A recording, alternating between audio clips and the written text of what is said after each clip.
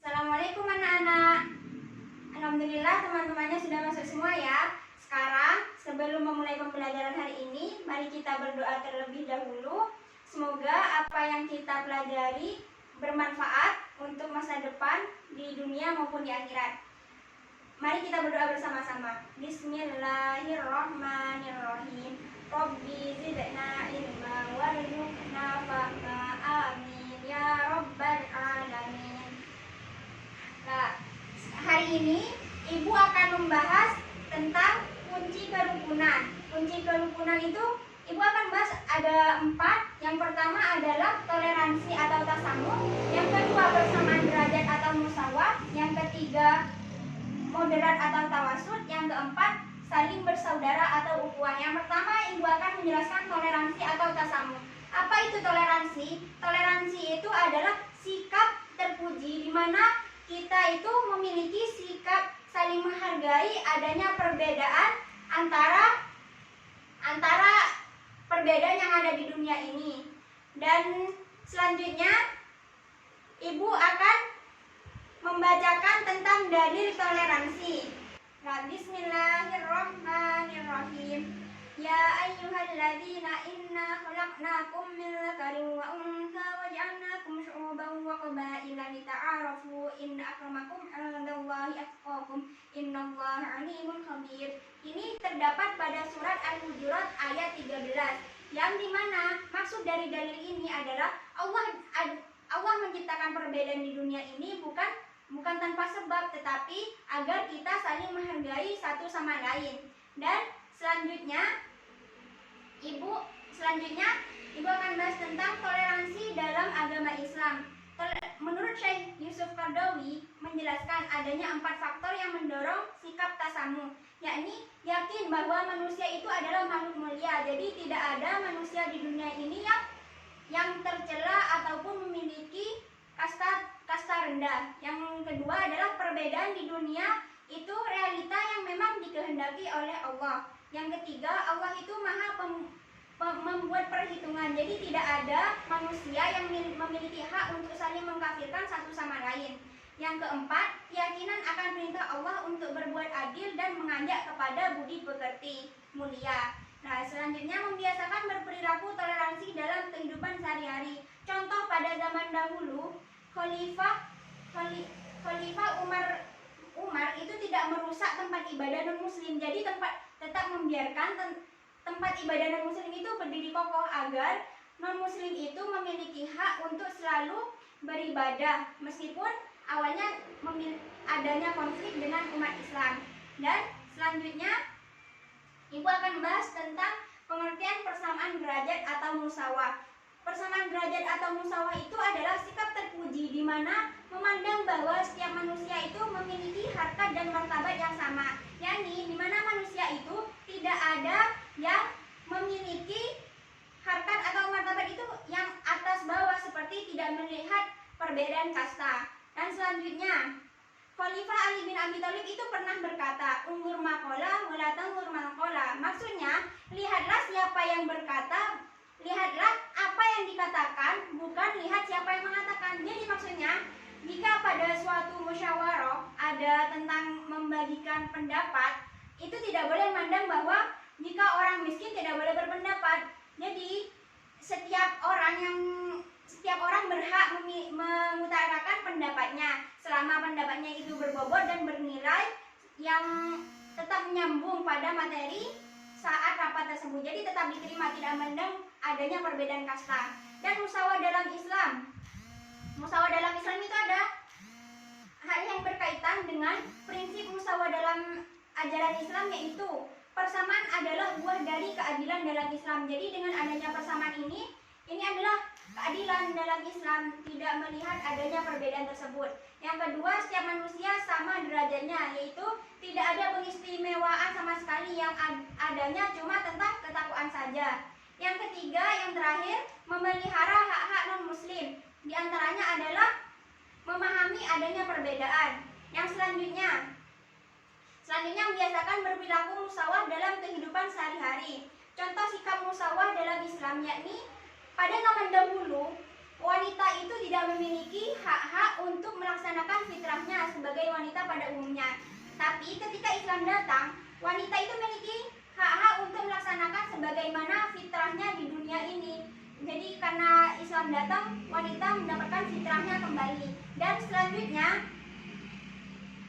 tentang pengertian moderat atau tawasud. Moderat atau tawasud ini sikap terpuji di mana menghindarkan perilaku atau pengungkapan yang ekstrim dan memilih sikap dengan berkecenderungan ke arah jalan tengah. Maksudnya seperti misal teroris orang yang teroris tersebut karena hanya memiliki satu pemikirannya yang ekstrim, di mana dia hanya memiliki pemikiran di mana pemikirannya sendiri itu adalah yang paling benar dan pemikiran orang lain itu salah.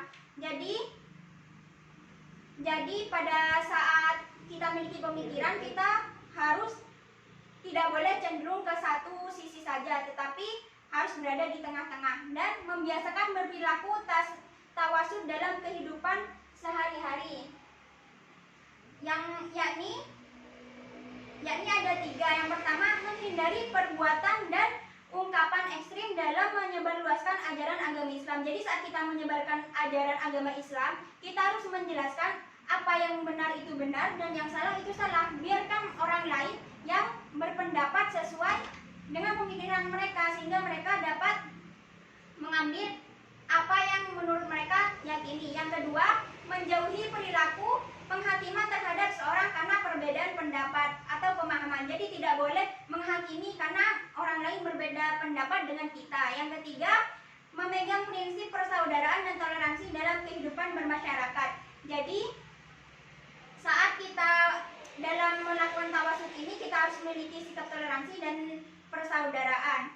Yang selanjutnya dalil moderat atau tawasud yang terdapat dalam surat Al-Baqarah ayat 143.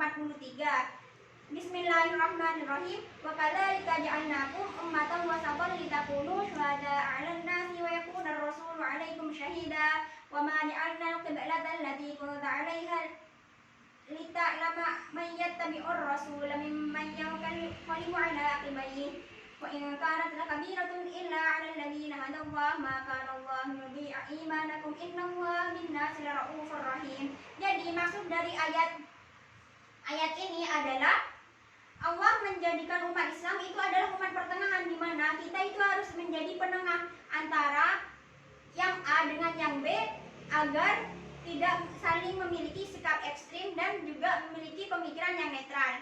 Selanjutnya, pengertian saling bersaudara atau ukhuwah. Saling bersaudara atau ukhuwah itu di mana kita itu memiliki sikap terpuji untuk menumbuhkan rasa kasih sayang dan rasa saling percaya antara satu sama lainnya. Dan dalil saling bersaudara atau ukhuwah yang terdapat pada surat Al-Hujurat ayat 10.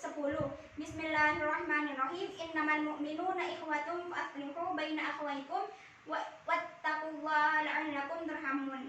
Maksudnya pada ayat ini adalah orang-orang mukmin itu semuanya bersaudara, karena itu saling damaikan antara satu sama lain orang yang berselisih. Dan selanjutnya, ukhuwah dalam Islam menurut Quraisy Shihab itu ukhuwah dalam Islam ada 4. Yang pertama, ukhuwah fi al-ubudiyah, di mana kita bersaudara karena sama-sama ciptaan Allah. Yang kedua, ukhuwah fi basyariyah, yakni fi basyariyah atau insaniyah. Maksudnya adalah sama bersaudara karena sama-sama keturunan Nabi Adam dan Siti Hawa. Yang ketiga, ukhuwah fi an-nasab al-wataniyah, maksudnya bersaudara karena sama-sama satu negara atau satu keturunan. Yang terakhir, ukhuwah fi ad-din al-islamiyah, maksudnya adalah bersaudara karena sama-sama umat Islam.